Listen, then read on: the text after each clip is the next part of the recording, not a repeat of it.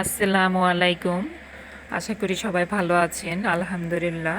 আজকে আমি এমন একটি রেসিপি শেয়ার করব, গাছের থেকে উঠানো নিয়ে পুরোটাই দেখানোর চেষ্টা করলাম আপনাদেরকে।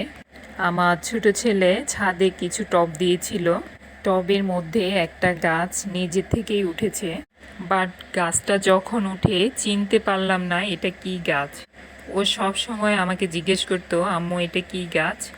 ও খুব গাছ প্রেমিক। গাছটাকে সে আদর যত্ন করে পানি দিয়ে বড় করলো। পরে একদিন দেখি সাদা ফুল হয়েছে। তারপর এই বেগুনটা ধরলো।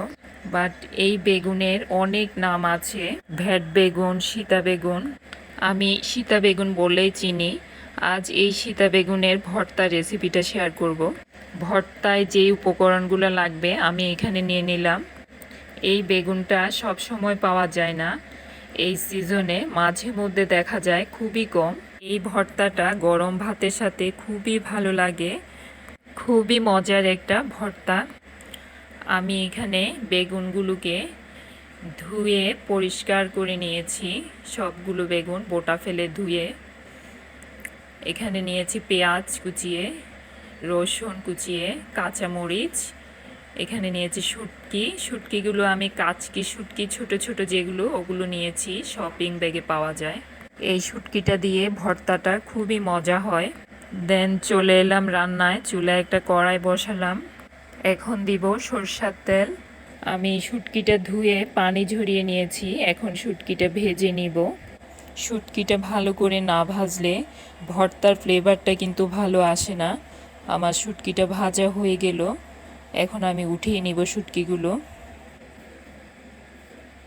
এখন ভেজে নিব রসুন, পেঁয়াজ, কাঁচামরিচ তিনটা একসাথে, জাস্ট একটু কাঁচা ফ্লেভারটা যাওয়ার জন্য। যারা কাঁচা খেতে পছন্দ করেন না, এভাবে একটু ভেজে নিলে কাঁচা ফ্লেভারটা চলে যায়। অত বেশি সময় ভাজতে হবে না, জাস্ট 1 মিনিট একটু ভেজে নিলেই কাঁচা ফ্লেভারটা চলে যাবে। আমার ভাজা হয়ে গেল পেঁয়াজ রসুন, এখন উঠিয়ে নিচ্ছি। এখন কড়াইতে আর একটু তেল দিব সামান্য। এখন এই বেগুনগুলো দিয়ে দিব। বেগুনগুলো দেওয়ার পর অনবরত নাড়াতে হবে যাতে পুড়ে না যায়, কালো হয়ে না যায়। অ্যাড করলাম 1 চামচ লবণ। 10 মিনিট চুলার আঁচটা মাঝারি ফ্লেমে রেখে একটু ঘন ঘন নাড়িয়ে নেব। এখন চুলার আঁচটা লোতে নিয়ে ঢাকনা দিয়ে 10 মিনিট রাখবো। বাট ভালো করে সিদ্ধ হতে হবে ভিতর থেকে একদম সফট হয়ে। 10 মিনিট পর ঢাকনা উঠিয়ে আবার ভালো করে নেড়ে দিব। এখনও পুরোপুরি ভাজা হয়নি, আর একটু ভাজতে হবে কিছু সময়। আমি টিপে দেখলাম এখনও ভালো করে সিদ্ধ হয়নি। আর 5 মিনিটের জন্য এইভাবে কড়াইয়ের মধ্যে সবগুলো বেগুন ছড়িয়ে দিয়ে ঢাকনা দিয়ে দিব। 5 মিনিট পর এখন আমার বেগুনগুলো একদম পারফেক্ট সিদ্ধ হয়ে গেল। আমি টিপে দেখি বেগুনগুলো কেমন হয়েছে। একদম সফট হয়ে গেছে, সবগুলো বেগুন একদম পারফেক্টলি সিদ্ধ হয়েছে। চুলাটা অফ করে দিব।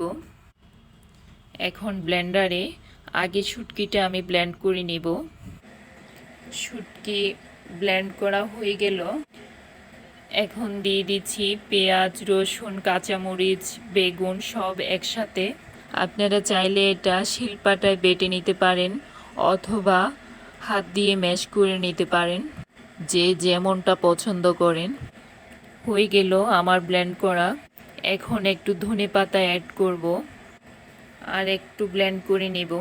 ফাইনালি হয়ে গেল আমার ভর্তা। অসাধারণ মজা, আউটস্ট্যান্ডিং। না খেলে বুঝতেই পারবেন না। বাসায় তৈরি করে দেখবেন রেসিপিটি কেমন হয়, কমেন্ট করে জানাবেন। We hope you enjoy the food. ভিডিওটি এতক্ষণ দেখার জন্য you are most welcome. Please subscribe, like and share my channel. Speak to you soon next video. ভালো থাকবেন। আল্লাহ হাফেজ।